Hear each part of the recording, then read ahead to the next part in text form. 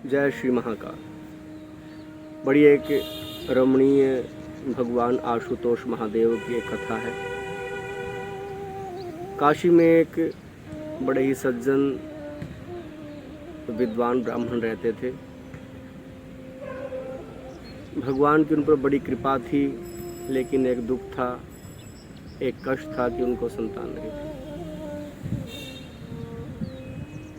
ब्राह्मण ने बड़ी तपस्या की, भगवान महादेव प्रसन्न हुए और कहने लगे कि मांगो वत्स, क्या मांगे। ब्राह्मण ने कहा, प्रभु आपको पता ही है कि संतान नहीं है, बस यही दुख है, एक पुत्र चाहिए। भगवान शिव ने कहा कि ठीक है, आपको पुत्र प्राप्त होगा, लेकिन आप ये बताइए कि आपको कुपुत्र चाहिए या सुपुत्र चाहिए। ब्राह्मण असमंजस में पड़ गए। कहा कि प्रभु ये कौन सा वरदान हुआ कि कुपुत्र या सुपुत्र। कहा कि अगर कुपुत्र चाहिए तो उसकी उम्र लंबी होगी, और अगर सुपुत्र चाहिए तो उसकी आयु थोड़ी होगी। कुछ देर विचार करने के बाद ब्राह्मण ने सोचा कि कुपुत्र से तो सुपुत्र ही अच्छा है, भले ही आयु कम हो, लेकिन जब तक जिएगा सुख प्राप्त होगा। ब्राह्मण ने कहा कि प्रभु सुपुत्र का वरदान दीजिए। भगवान शंकर ने कहा कि ठीक है, सुपुत्र की आयु 5 वर्ष होगी, और ऐसा कह करके भगवान अंतर्ध्यान हो गए। समय आया और उस ब्राह्मण को एक पुत्र रत्न की प्राप्ति हुई। प्राप्ति का जो सुख, जो आनंद, जो उत्सव ब्राह्मण के मन में होना चाहिए था, वो नहीं हो पाया, क्योंकि उसकी मृत्यु की भी जो चिंता है वो सताने लगी। 1 वर्ष बीता, 2 वर्ष बीते, 3 वर्ष बीते, 4 वर्ष बीते, और 5वां वर्ष जब प्रारंभ हुआ तो ब्राह्मण दुखी रहने लगा। उसने ज्योतिषियों से पूछा कि अंतिम समय में क्या उपाय करें जिससे कि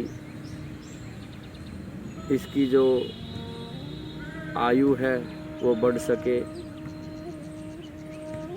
तो उन्होंने कहा कि तपस्वी संतों का आशीर्वाद प्राप्त करें।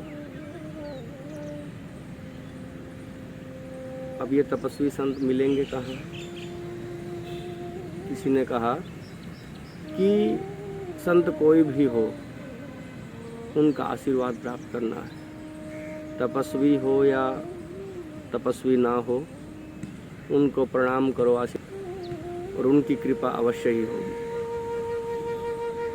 ब्राह्मण ने काशी के चौराहे पर एक कुटिया बना ली और पिता और पुत्र वहीं रहने लगे। ब्राह्मण अपना भजन करने लगे। जो भी वहाँ से संत महात्मा सज्जन लोग जाते, उनको प्रणाम करता वह बालक। दिन व्यतीत होने लगे।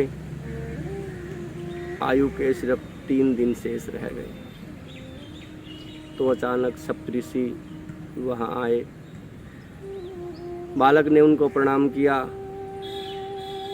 सप्तऋषियों ने आशीर्वाद दिया, चिरंजीवी भव। लेकिन ब्राह्मण की आंखों में आंसू आ गए। उन्होंने कहा, आपने आशीर्वाद तो दे दिया, लेकिन इसकी आयु के तो सिर्फ 3 दिन शेष है। अब सप्तऋषि ने सोचा ये तो अनर्थ हो गया, हमारा जो आशीर्वाद दिया हुआ है वो भी निष्फल नहीं जा सकता। तो सप्तऋषियों ने कहा कि आप ऐसा कीजिए, इस बालक को हमें दे दीजिए और इसका कुछ न कुछ अच्छा ही होगा। सप्तऋषि उस बालक को लेकर के चल पड़े। वे उस बालक को लेकर के अगले दिन प्रातः ब्रह्मलोक को गए। ब्रह्मा जी को प्रणाम किया। ब्रह्मा जी ने आशीर्वाद दिया, चिरंजीवी भव। उस बालक ने भी ब्रह्मा जी को प्रणाम किया। ब्रह्मा जी ने उसे भी आशीर्वाद दिया, चिरंजीवी भव। बस यह सुन करके जो सप्तऋषि थे वो हंसने लगे। ब्रह्मा जी ने हंसने का कारण पूछा। सप्तऋषियों ने बताया कि महाराज, इसकी आयु के सिर्फ 2 दिन शेष हैं और आपने जो इसको आशीर्वाद दिया चिरंजीवी भव, ये कैसे फलीभूत होगा।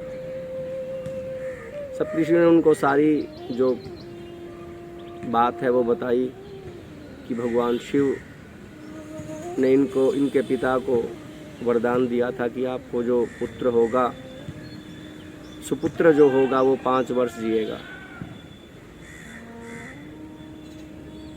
यह सुनकर ब्रह्मा जी भी चकरा गए। उन्होंने सप्तऋषियों से कहा कि आप जाइए और इस बालक को मेरे पास छोड़ जाइए।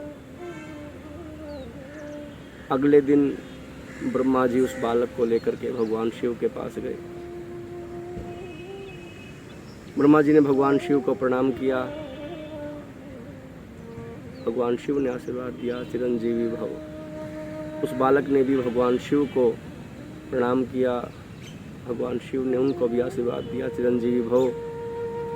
अब ब्रह्मा जी हंसे, बोले महाराज, आपने इनको आशीर्वाद दे दिया, लेकिन इस बालक की आयु को तो सिर्फ 1 दिन शेष है और ये आपका ही आशीर्वाद है। आपने काशीपुरी में एक ब्राह्मण को आशीर्वाद दिया था कि जो सुपुत्र होगा वह उस कम दिन जिएगा और उसकी जो आयु है वो 5 वर्ष की होगी। भगवान शिव ने कहा, हाँ, ये तो मेरा आशीर्वाद है। भगवान शिव ने ब्रह्मा जी को कहा कि ब्रह्मा जी, आप ब्रह्मलोक को प्रस्थान कीजिए, इस बालक को यहीं छोड़ जाइए। भगवान शिव ने बालक को कहा कि आप ओम नमः शिवाय का निरंतर जाप करें। समय पूरा हुआ। यमराज बालक के प्राण लेने के लिए उपस्थित हुए। यमराज ने भगवान शिव को प्रणाम किया और कहा कि प्रभु आज्ञा दीजिए, ये जो बालक है इसकी आयु पूरी हो चुकी है और इसके प्राण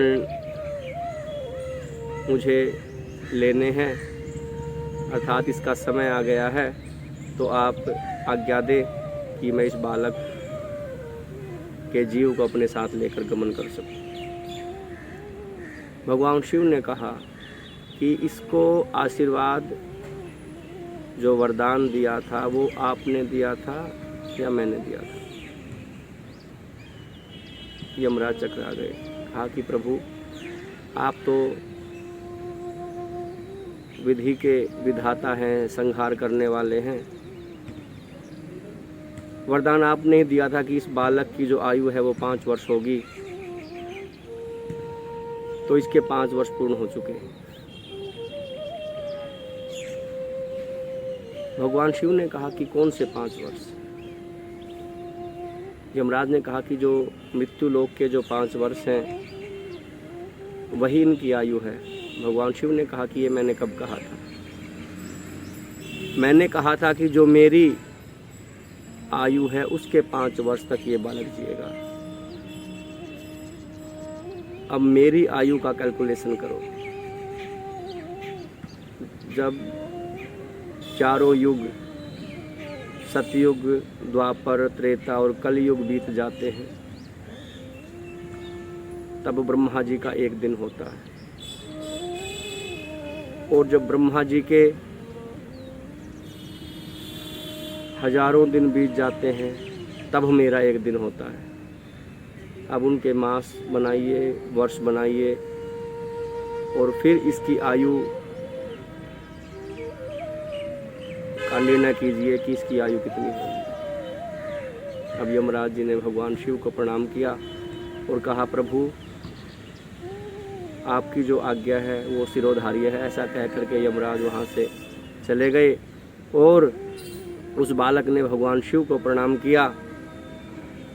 और जो वो बालक थे और कोई नहीं, वो मार्कंडेय ऋषि के नाम से जग में प्रसिद्ध हुए। और आज भी मार्कंडेय ऋषि जो हैं वो अजर अमर हैं, अर्थात जब तक ये सृष्टि रहेगी तब तक मार्कंडेय ऋषि विराजमान रहेंगे, किसी भी रूप में रहें। हर हर महादेव।